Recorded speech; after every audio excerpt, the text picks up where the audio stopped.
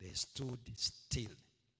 In their heart, they were surrendering before God, while ready for either to serve God, even when doing so, that means the end of their lives. Hiyo ndio iliyotokea kwao, na ndio naona hapa, stand firm. Kumtumikia Mungu ni nini? Is not to bow on the other side, but to bow before God. Kwa hiyo kundi lingine wote walianguka kwa ile miungu. Kusimama kwao ilikuwa wameanguka kwa Mungu wa mbinguni.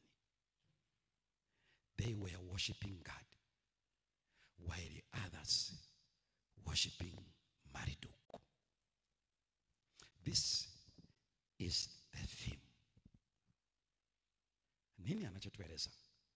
Kwa sababu hii inatoa tafsiri ya hiyo theme, tutakuja kuangalia nini walichokuwa wamecount hawa vijana.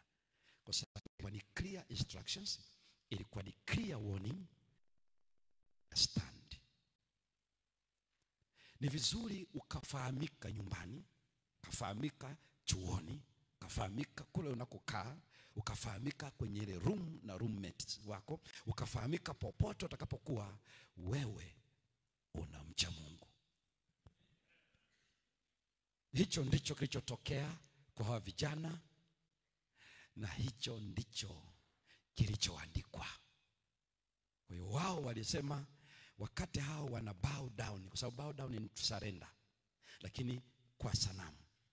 Wao wakastand. Kwa nini? Wakiwa na maana hizo mbili. Wamesalimisha mioyo yao kwa Mungu.